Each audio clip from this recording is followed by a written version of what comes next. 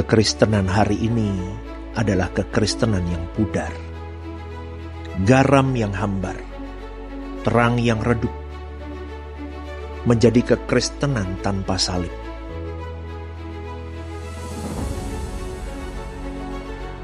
Menyelimuti manusia tanpa kasih dan pengorbanan. Di kayu salib itu, putra tunggalnya, Yesus itu mati untuk semua manusia. Namun adakah manusia menghargai akan kematiannya?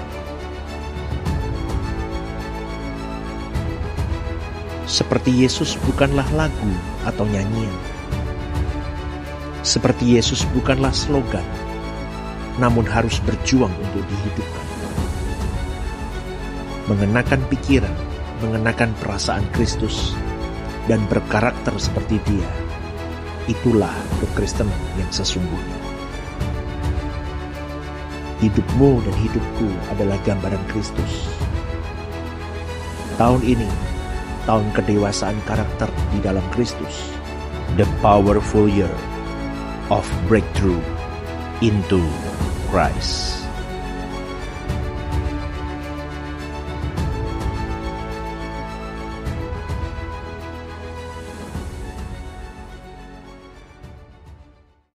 Membangun keluarga yang bahagia.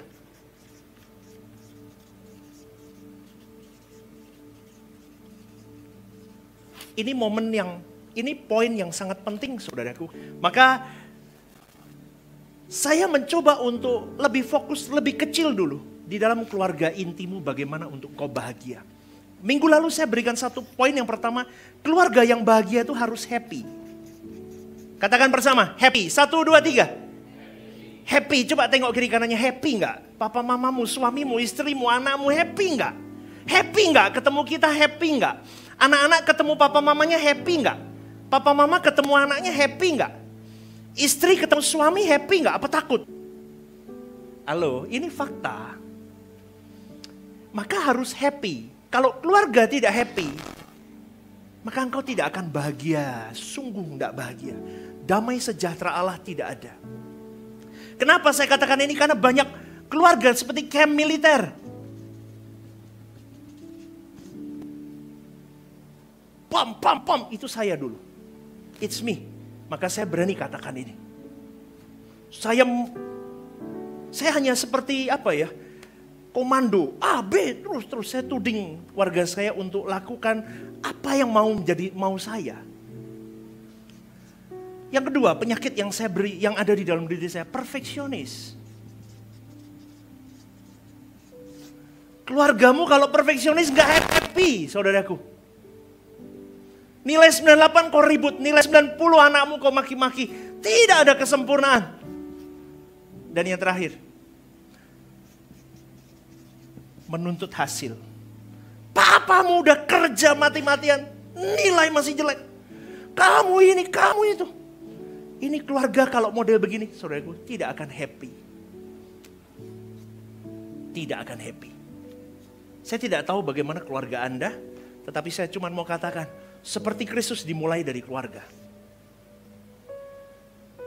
Dan dimulai dengan happy. Happiness itu akan dengan cara gimana sih? Create moment. Buat sesuatu yang menjadi momen yang, karena begini, orang itu tidak akan mengingat apa yang kita katakan, tetapi orang akan mengingat apa yang dia rasakan.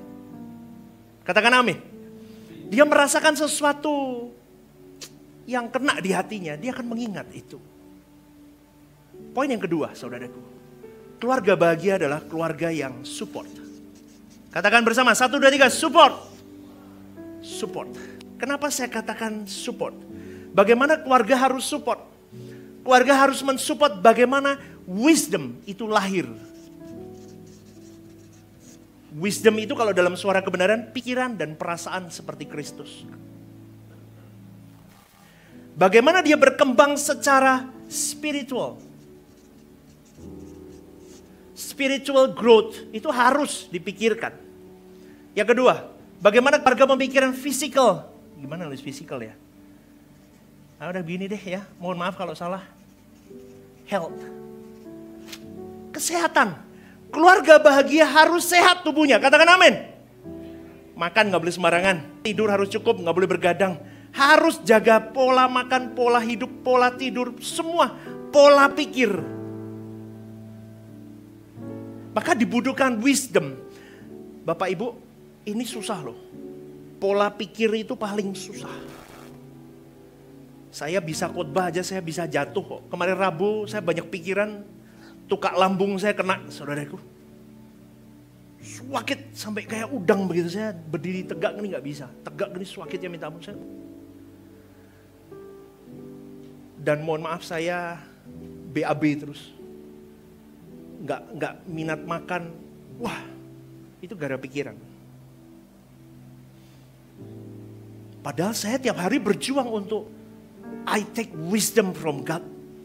Tapi makanya saya ngomong, tidak ada keluarga Kristen, tidak ada keluarga pendeta, termasuk pendetanya yang kebal dengan itu semua. Betul? Kita semua bisa keserang. Maka dari itu dibutuhkan support. Kalau nggak ada support, remuk saudaraku. Dan setelah itu dibutuhkan, social growth.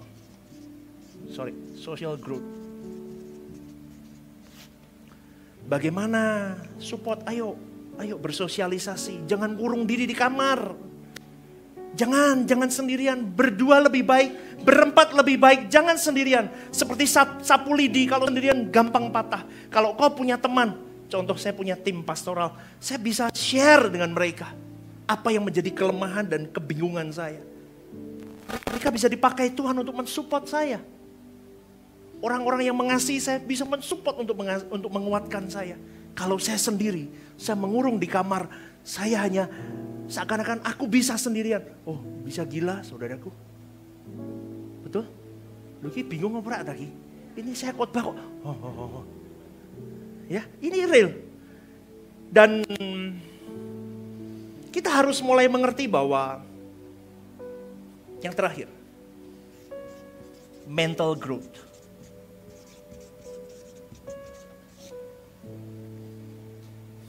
Ini keluarga harus mensupport.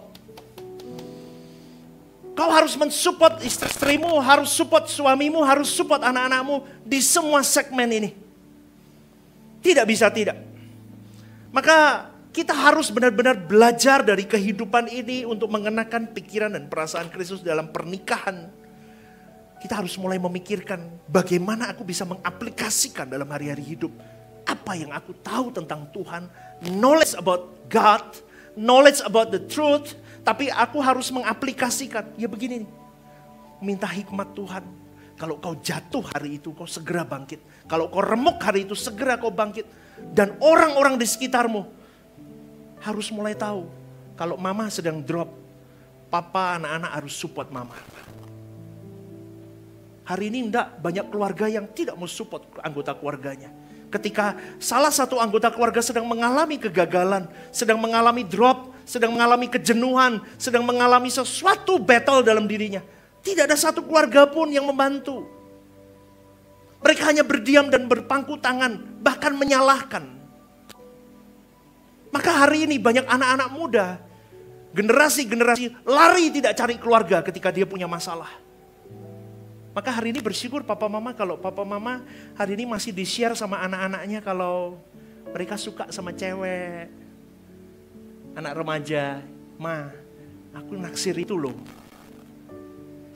Pa, aku naksir si A loh. Keren loh, kalau masih gitu, bagus. Tapi kalau anakmu sudah diem, mengunci diri, aduh susah. Maka kita harus temukan ini. Tadi sebelum saya berangkat ke gereja, saya baca buku dari salah satu teman saya. Dia tentang pernikahan, gereja, dan seks. Dia memberikan beberapa lampiran-lampiran kisah nyata, saudaraku. Betapa menakutkannya pernikahan yang sesungguhnya. Karena di dalam kesaksian-kesaksian setiap lembar yang saya buka, saya cepat loh saudaraku, dari jam 5 jam 5:30 tadi saya baca buku itu sampai jam 6:30. Saya habis setengah buku udah. Karena buku itu nikmat, saya nggak bisa berhenti. Wih, bukunya keren. Itu kesaksian dari semua keluarga dan banyak keluarga Kristen yang remuk karena seks. Termasuk pendeta. Dan yang kedua bukan about sex, about communication. Saya kaget loh, saya kelihat itu. Bahkan mereka ada pendeta yang berumah tangga sama istrinya, masih tidur satu ruangan, satu kamar, tetapi tidak pernah melakukan hubungan.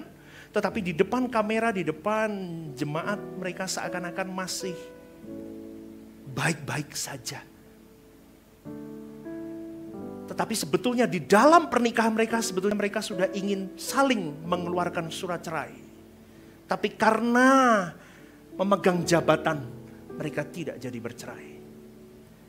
Ini semakin memperkuat saya untuk semakin fokus kepada family. Kita belajar bareng, saudaraku. Amin. Amin. Gak ada keluarga yang kebal di sini. Hari ini, tadi pagi saya baca lagi ada satu bab. Dia ngomong begini. Suamiku stroke. Tiba-tiba stroke. Ini pasangan muda masih umur 40. Suamiku stroke. Dan bagaimana saya seorang wanita dengan kebutuhan saya? Tahukah saudaraku apa yang dilakukan wanita itu? Dia berselingkuh dengan teman kantornya. Dan suaminya tahu akan hal itu. Dan suaminya mengakui kekalahannya dan dia diam pura-pura tidak tahu. Saya melihat buku itu, wah. Dan itu orang yang nulis itu kesaksian semua orang Kristen di dalam gereja, pendeta, baik aktivis, baik jemaat. Maka hari ini kalau kita tidak aware tentang anak, tentang pasangan, tentang keluarga. Firman Tuhan berkata, iblis itu seperti apa? Singa mengaum. Kau jangan berkata pernikahanku baik-baik saja. Belum tentu. Kalau ada sesuatu yang men-trigger pasanganmu, yakinkah pasanganmu tetap kuat? Hari ini gak ada yang trigger. Tetapi kalau ada yang men-trigger pasanganmu, yakin gak pasanganmu tetap kuat? Ini harus dicamkan baik-baik, saudaraku. Maka saya tidak masuk ke poin yang ketiga dulu, tetapi saya mau mengajak kepada Bapak Ibu. Kemarin sudah saya singgung sedikit. Ada beberapa hal yang harus kita pelajari di rumah. Yang pertama, dengar baik-baik ini. Tentang perasaan. Katakan bersama-sama, 1, 2, 3. Perasaan. Apa yang harus dilakukan dengan perasaan? Kalau hari ini saya ketemu dengan banyak keluarga yang konseling dengan saya, yang mereka mau bercerai, seringkali saya tanya, kenapa engkau mau bercerai? Karena saya merasa saya sudah tidak ada cinta lagi dengan dia. Rasa, kata rasa.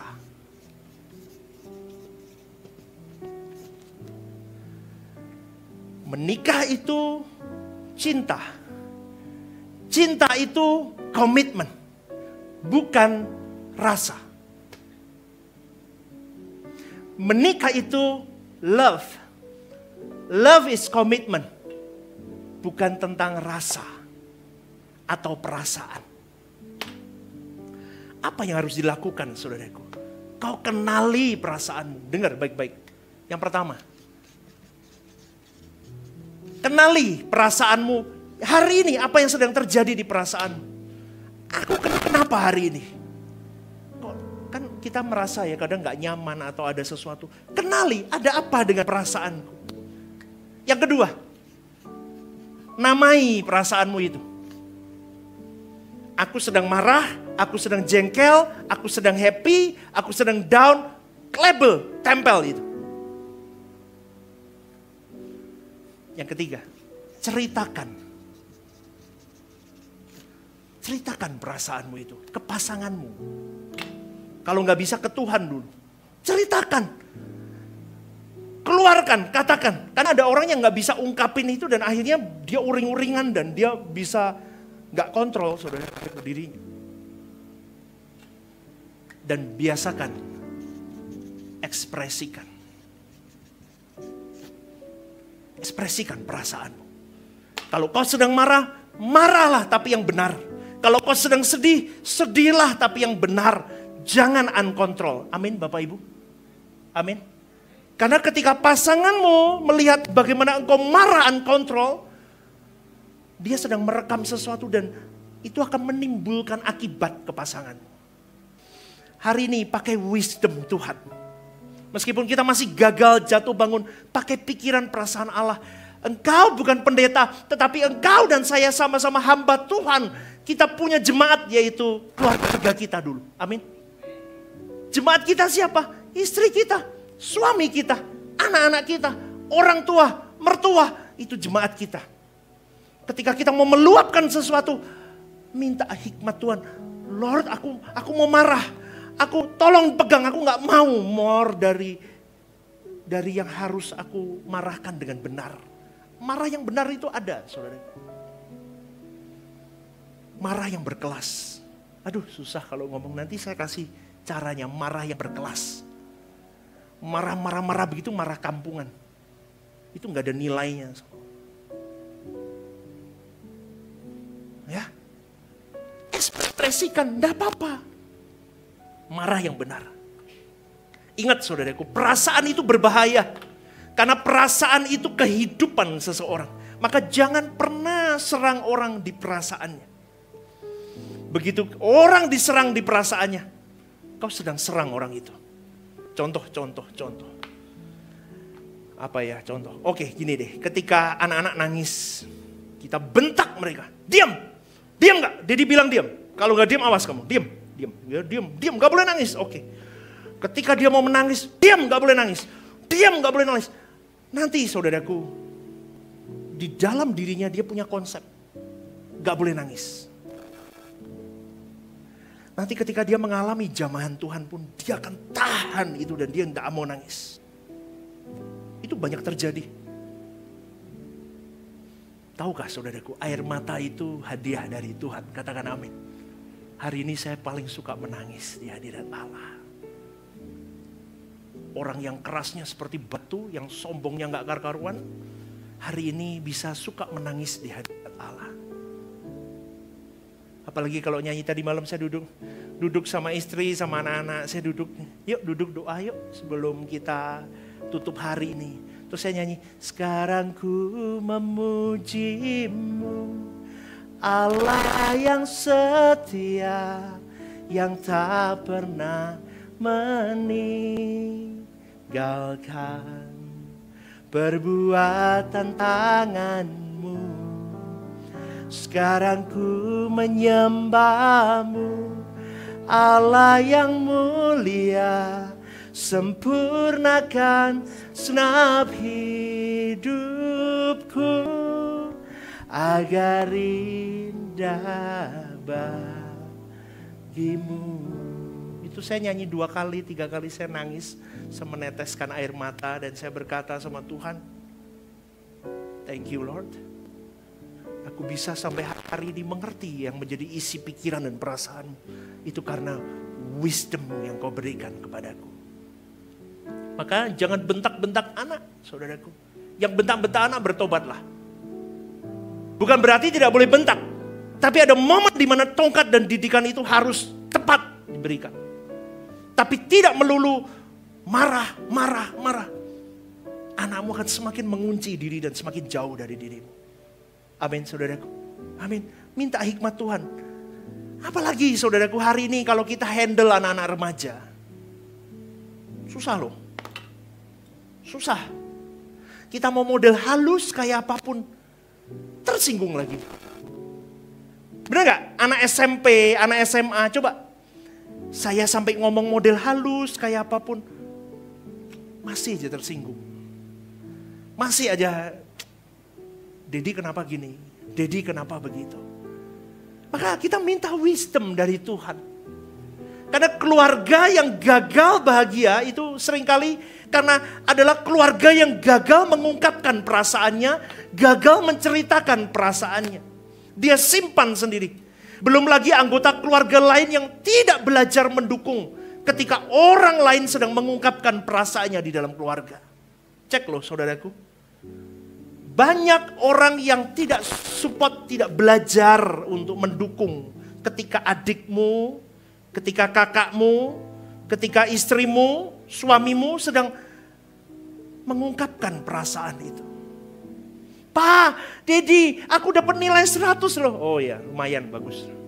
Itu orang tua loh, sering begitu. 100 bagus gak Bapak Ibu?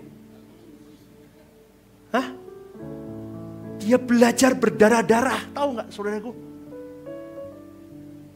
Dedi dapat nilai 100, dia sambil bawa, begini. Kita dengan ademnya, oh ya bagus-bagus, ya oke.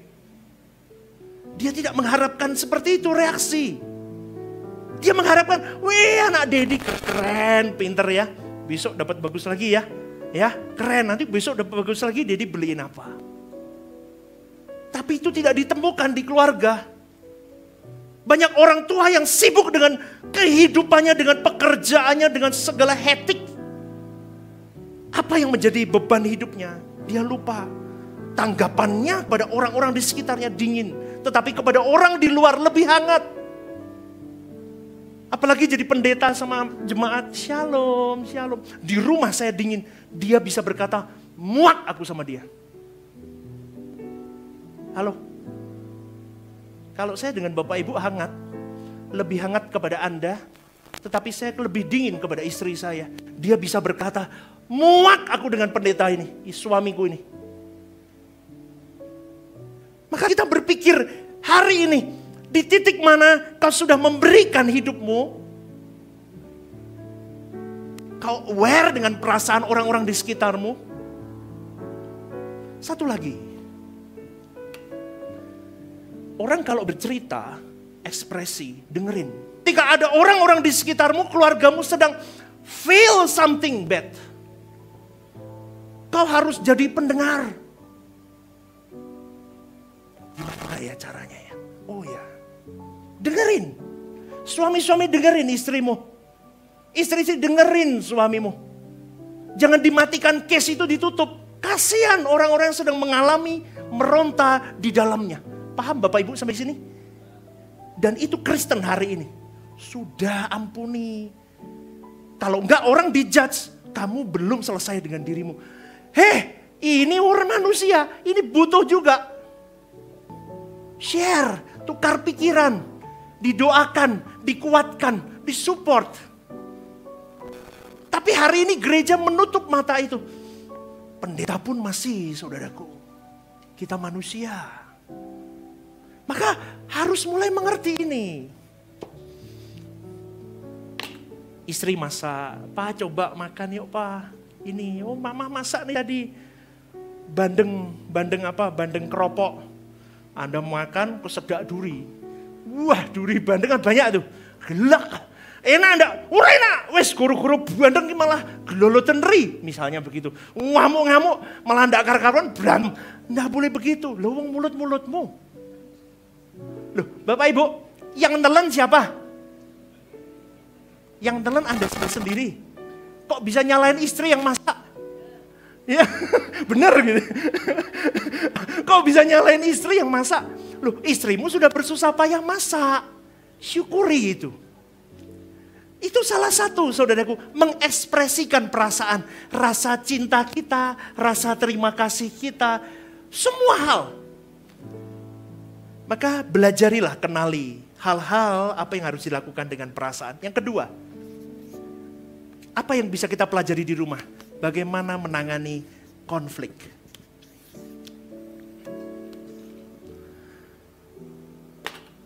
Kalau kita nggak belajar menangani konflik, saudaraku, kita tidak akan pernah bisa menjadi sebuah keluarga yang bahagia. Di mana-mana kita bisa konflik, di jalan pun bisa konflik. Banyak konflik di mana-mana, bahkan di jalan pun ada konflik. Maka engkau dan saya harus belajar mengatasi konflik di dalam keluarga. Karena itu akan ada terus dan terus. Dan kita bertemu dengan keluarga kita terus dan terus. Kalau engkau tidak belajar mengatasi konflik dengan baik, ada dua respon. Yang pertama, keluargamu akan diam, mengunci diri. Dan tiba-tiba istrimu angkat koper pergi. Siapa yang pernah terjadi di sini? Angkat tangan aja, nggak boleh lihat. Siapa yang tiba-tiba istrinya udah angkat koper, wis tak minggat wae. Pulangkan aku ke rumah ibuku.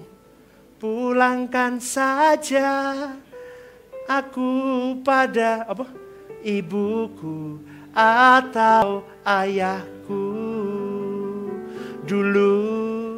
Tapi emas kau pinang aku, namun semua wis lali aku, wis lali. Nanti pergi. Kalau anda tidak, suami-suami tidak bisa menghandle konflik, istrimu pergi bawa koper. Kenapa mah? Kamu mau kemana mah? Dah enggak apa-apa. Mah kenapa mah? Enggak apa-apa. Pesan Grab. Sekarang Grab gampang loh. Kalau dulu minggat susah. Jalan ini kan ketok dioyak motor bisa. Sekarang pesan Grab Bapak Ibu. Krek blok masuk ke ngoyak di. Ya, betul enggak? Kita harus mulai mengerti. Kalau kita tidak bisa menangani konflik, bahaya. Poin yang kedua, kalau enggak diem, dia bisa lost control. Ngamuk terus, marah terus. Pukul meja, banting meja, jungkir balikin mobil mungkin ya. Teriak-teriak, nendang pintu, jorok mulutnya, masih maki-maki. Itu yang akan terjadi. Makanya, sekali lagi anak-anak muda, pastormu ini memang sulit kalau kamu mau menikah di Rehoboth Semarang. Kenapa? Kalau kau salah pilih pasangan hidup, neraka terjadi. Kalau bahasa saya itu banyak orang samin sekarang. Tahu samin? Saya pernah ketemu orang samin di Bogor, saudaraku. Makan, enggak bayar loh. Orang bayar. Loh aku ngeleo. Loh nek ngeleh yo mangan. Loh, lah yo nek bar mangan bayar, Mbah. Lah kan aku ngeleh. Apa salahnya nek aku ngeleh mangan? Loh samin toh. Banyak orang samin hari ini. Sinting, saudaraku, maka dari itu kenapa dibutuhkan wisdom? Karena banyak orang stres, pekerjaan susah, cari duit susah, ketemu orang-orang sulit. Kalau kau tidak pegang kontrol pikiran dan perasaanmu, jadi samin. Amin. Siapa yang mau jadi samin di sini? Enggak ada. Ya, maka dari itu Bapak Ibu yang dikasih oleh Tuhan, kita harus pegang konflik ini. Saya sama istri ya, sama Bu Lisi, saya belajar mengatasi konflik. Ini cara saya. Saya minta maaf sama dia. Loh, kadang dia yang salah loh. Dia itu yang menyalah duluan toh, tapi saya yang minta maaf duluan. Cowok-cowok biasakan itu. Berikan tepuk tangan dong, gembalamu. Perempuan itu susah karena perasaannya angel, Bapak Ibu. Perempuan itu kalau sudah kena perasaannya des gitu ya, itu butuh waktu. Maka kalau Anda tahu perempuan itu membutuhkan waktu cukup lama, jangan ganggu perasaannya. Kalau jadi suami, begini loh saudaraku, kalau udahlah, apa yang penting udah beres, sorry ya, saya minta maaf. Dan PR saya mau kasih tahu, berdiri ya, coba tak kasih tahu. Biasa perempuan naik marah gimana? Melerok, coba melerok tuh. Nek melerok itu kan ngeri ya perempuan. Ngono. Surah santai mek, enggak usah mek. Siapa di sini perempuan yang begitu Bapak Ibu? Saya enggak berani lihat. Mesti kan enggak usah mek, enggak usah. Nah, tak kasih tahu cowok caranya, sorry aku salah ya. Dipeluk selesai. Amin. Lu kurang tepuk tangan nih. Aduh. Silakan duduk. Kelihatan keluarganya nggak romantis nih. Orang cium aja nggak tepuk tangan dong. Ya, makanya bapak-bapak mikir sebelum ngomong. Katakan amin. Ibu-ibu juga sama. Ngomong dulu baru mikir. Payah. Terus gimana cara ngatasi konflik? Begini loh saudaraku. Kalau engkau satu kali mengenai perasaan pasanganmu, satu kali, dua kali, tiga kali, lama-lama jadi bom waktu. Tiba-tiba terjadi perubahan sikap. Terus kau komplain, dia berubah. Dia jadi dingin. Ini jadi begini. Maka saya mau kasih tahu, latihanlah dengan pasanganmu untuk kau bisa mengerti satu dengan yang lain lebih dalam lagi. Poin yang ketiga. Di dalam rumah kau harus belajar mengatasi yang namanya kehilangan. Belajarlah dengan keluargamu mengatasi yang namanya loss, kehilangan. Kalau kita belajar ini, kita sedang belajar bagaimana kita bersedih dengan benar. Dari hal-hal kecil. Kayak tadi pagi ikan saya mati, ikan koki saya mati. Ikan koki ini, saya sama Pak Agus sih, mati. Ekornya putus, nggak tahu kok bisa putus sendiri, nggak tahu. Mungkin untuk bahan khotbah mungkin. Ya, Tuhan ingetin saya dengan cara bahan khotbah, ikanku dibuat mati tadi pagi. Waktu ikan saya mati, mungkin saya ngomong sama istri saya, yang ikan mati loh koki. Coba keluarga yang memberi, yang bersedih bersama dia nggak akan ngomong, syukur mati itu ku terus kok ya. Betul? Mati aja sekalian tak goreng sini. Dulu kalau ikan saya mati, Bapak Ibu, istri dan anak-anak saya tag team. Hore, ikannya mati. Dia betul ya. Yes, digoreng. Tahu nggak Bapak Ibu? Itu hal kecil. Tapi coba, Anda pasti kan tetap ada perasaan, bojoku kok ngene ya. Anakku kok begini ya. Betul nggak? Betul nggak? Itu harus bisa belajar mengatasi kehilangan itu bersama-sama. Harusnya istri yang benar bisa mendekati suaminya kalau ikannya mati. Ngomongnya apa? Pak, enggak usah sedih. Besok beli lagi. Berikan tepuk tangan untuk Tuhan. Yeay. Lu kok Rano tepuk tangan nih? Iya toh? Iya enggak? Kan harusnya begitu. Oh begitu ya. Jadi suaminya terhibur. Anak juga belajar bagaimana dia mengungkapkan perasaannya. Kalau anak sedang putus cinta, ngobrol, ya, bapak ibu, oh enggak apa-apa enggak apa-apa, ditolak cewek itu ya lumrah. Papa dulu 5-10 kali tolak terus, enggak apa-apa. Loh, bapak ibu, jadi orang tua harus begitu, enggak apa-apa Kenapa toh? Nangis dia cinta banget Pak, Dedi aku senang sama cewek itu, enggak apa-apa. Lagu tadi loh, lagu apa tadi? Jika Allah di pihakku, siapa? Anak-anak juga sama. Jika bapak ibunya di pihaknya, siapa? Lawannya. Dia mulai, oh gitu ya, enggak apa-apa. Mati satu, tumbuh. Yes, bangkit nak. Wah, dia langsung gagah berdiri, cari lagi pasangan yang lain. Begitu. Kalau hari ini mamanya, iya kayak bapak playboy. Wedoan wae. Ya, playboy cap cicak kamu. Remuk, dia sudah kecewa, mamanya begitu sekalian, hancur. Amin Bapak Ibu. Kok enggak ada ketawanya sih? Ini kenyataan, ini fakta lapangan. Maka saya selalu ngomong apa? Belajar untuk bersedih bersama, ada kehilangan bersama.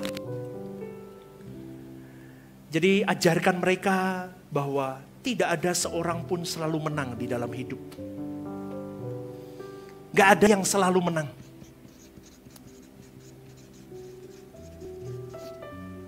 Tenang, enggak ada, enggak apa-apa. Jatuh, bangkit lagi. Kamu gagal nilaimu, kamu sudah belajar terbaik. Enggak apa-apa, ayo Dedi support. Ayo bangkit lagi. Ajarkan ke mereka ketangguhan. Ayo stand up, bangkit lagi. Hajar lagi. Ditolak, dibuang, bangkit lagi. Sedih, bangkit lagi. Kau punya kami. Kami ada di belakangmu. Keluarga harus begitu. Kalau bisa begitu, itu baru happy. Amin Bapak Ibu. Rehoboth Semarang lemes kok. Diajari family kayaknya opo yo toh. Amin. Aduh. Apalagi ya. Kalau kita belajar bersedih bersama. Ya udah ini aja sih. Yang terakhir. Kita belajarkan value penting. Di keluarga kita belajar mengajarkan kepada anak-anak apa yang menjadi value penting dalam hidup mereka. Bagaimana engkau bertemu dengan orang lebih tua, bagaimana ini dan itu. Semua value itu termasuk apa? Value di dalam spiritualitasnya. Dia punya kelas yang tidak bisa didegradasi karena dia punya pattern yang kuat dari papa mamanya bahwa kalau aku cari jodoh harus satu iman. Bibit bobot bebetnya bukan hanya tentang hal dunia, tetapi dia memframing di dalam dirinya bahwa value yang ditanamkan orang tuaku sejak aku kecil adalah aku harus menemukan orang yang sudah jatuh cinta dulu kepada Tuhan. Maka kalau orang sudah jatuh cinta sama Tuhan, Maka ketika aku membangun rumah tangga dengan orang itu, dengan Tuhan yang gak kelihatan aja dia cinta, apalagi dengan saya. Yang kelihatan dia pasti lebih cinta. Amin saudaraku. Itu value. Bagaimana engkau memegang uang. Value tentang uang. Bagaimana value tentang pernikahan. Bagaimana value tentang masa depan. Itu diajarkan oleh orang tua. Banyak orang tua hanya bisa memfasilitasi. Tetapi tidak bisa memproteksi. Betul, yes. Banyak orang tua hari ini bisa memfasilitasi. Tetapi tidak bisa memproteksi. Kau fasilitasi anakmu dengan segalanya. Kau yakin anakmu benar? Belum tentu, saudaraku. Kasarnya begini. Kita yang sudah matang, dewasa, sudah tua begini.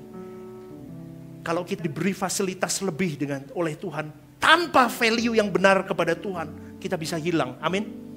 Amin. Apalagi anak-anak yang masih belum matang, saudaraku. Kau beri fasilitas hidup kepada dia. Tanpa kau bekali value hidup yang benar. Hilang.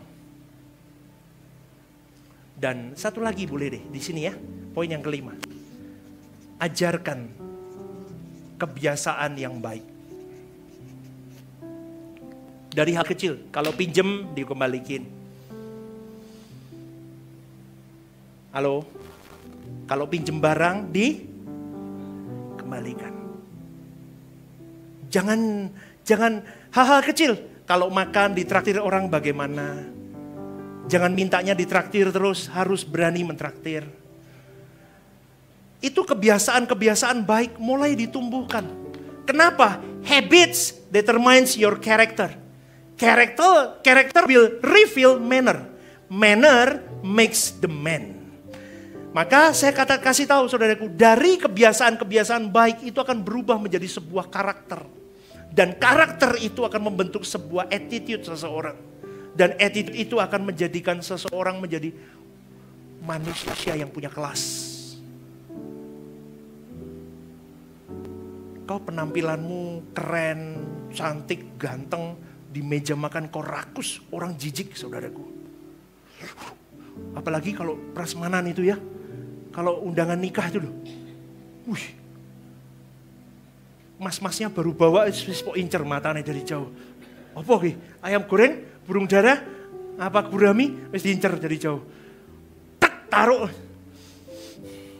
Kayak film kartun. Kalau rame-rame gitu, meskipun libidomu makan banyak saudaraku, kelas-kelaslah dikit. Amin. Ambil satu dulu. 2 cukup dah. Lah sisa mesti mana-mana toh? Halo Bapak Ibu, sayang enggak? Mani masih banyak nih. Tahan. Biar diambil, biar dimakan orang belakang. Enggak usah Anda ngomong, enggak apa-apa, yuk sekalian tak sapu. Kau mau secantik apapun, sewangi minyak wangimu, minyak narwastu sekalipun, tetap di mata orang, cici yang gila ini. Amin. Amin. Engkaunya ganteng tapi gagas. Anda yang ngomong loh ya, bukan saya. Engkaunya keren tapi bahasa Mandarinya apa? Ija. Kelasmu langsung tuh. Siapa yang mau begitu? Gak mau kan? Ambil 2, 3. Nanti lapar makan nasi ayam di depan Karang Turi, gak apa-apa. Habis pulang dari kondangan. Amin. Amin. Saya begitu. Saya kalau kondangan ambil 2, 3 cukup. Tep sup asparagus sudah cukup. Kelas. Lah terus ngeleh piye? Ya balik maam lagi. Kenapa kau harus makan itu habis-habisan? Malu. Anakmu juga lihat kebiasaan baik. Bagaimana menolong keluarga untuk bertumbuh saudaraku? Lewat contoh hidup papa mamanya. Papa mamanya punya kelas. Papa mamanya pakai pikiran perasaan Kristus, karakter Kristus. Dia akan lihat, oh papa mamanya suka memberi, suka menolong, suka mengulurkan tangan, suka membantu. Itu jadi habit baik. Mamaku suka gosip, mamaku pelit, mamaku perhitungan. Dari semua jagat raya seumur hidup saya 42 tahun saudaraku. Saya sering kali menemukan keluarga-keluarga itu mamanya yang sulit. Semoga di sini gak ada. Amin. Berikan tepuk tangan dulu deh. Mama-mama langsung, oh meneh iki pastor iki. Ya, saya temukan jujur saudaraku, dari semua keluarga ya, yang saya temukan 42 tahun ini saya konselingin banyak keluarga yang sulit, kebanyakan 88%, 90% mamanya yang sulit. Maka saya mau kasih tahu Bapak Ibu, jangan sulit, jadilah manusia yang pakai wisdom Allah. Maka saya mau ngomong sekali lagi, lewat contoh. Papa kasih contoh, imam ya imam, mimpin. Mimpin, jangan tongkatnya. Mah, kamu wes mah. Tongkatnya sini, coba polisi sini. Kan yang mimpin saya apa polisi? Bapak yang mimpin siapa? Bapak toh? Iya toh, harus toh. Iya toh. Coba berdiri. Tongkatnya kan di kita nih, bapak-bapak, halo, setuju gak nih? Tongkat di kita nih. Yes or no? Oh, no yes lah. Yes, kita saya. Tiba-tiba, mah, kamu mah. Stephen tak ngetul di belakang mama. Ya rusak. Ya bu, duduk bu. Ya rusak begitu. Amin. Lemes nih, gini-gini susah nih. Nanti jangan ada pertengkaran keluarga di sini ya. Tapi pertobatan. Saya cuma mau katakan, kasih contoh. Papa kasih contoh mimpin keluarga. Mama kasih contoh menjadi penolong papanya. Yang kedua, selain lewat contoh, lewat percakapan. Ulangan 6 ayat 7 berkata, haruslah engkau mengajarkannya berulang-ulang kepada anak-anakmu. Dan membicarakannya apabila engkau duduk di rumahmu. Apabila engkau sedang dalam perjalanan. Apabila engkau berbaring dan apabila engkau bangun. Di rumah ngapain? Satu kumpul, satu ruangan, tapi semua main gadget masing-masing. Satu nonton Netflix, satu main HP, satu main laptop, satu main ini dan itu. Tidak happy, keluarga begitu tidak happy. Maka, kayak kemarin saudaraku, saya sibuk-sibuk ngerusi renungan begini persiapan rekaman dan semuanya. Saya taruh semuanya, saya ajak, yuk mainan. Saya ajak mainan sore, saya mainan sabun sama anak-anak. Happy. Kena sabun semua, tak mandiin pakai selang. Happy. Aku mau buat momen dalam hidupnya. Papa mamanya boleh sibuk, boleh. Tapi tetap punya waktu buat keluarga. Keluarga yang happy. Lewat tindakan, lewat perkataan. Support anak-anak biar happy. Amin saudaraku. Jangan dengan kritik. Jangan dengan membandingkan, sakit mereka. Banyak anak hari ini tidak mau bertumbuh. Bahkan sekarang bodoh amat dengan kehidupan. Kenapa? Karena dikritik, dibandingkan, dikritik, dibandingkan. Hari ini banyak generasi, banyak pasangan yang capek karena dikritik, dan tidak pernah disupport, dibandingkan.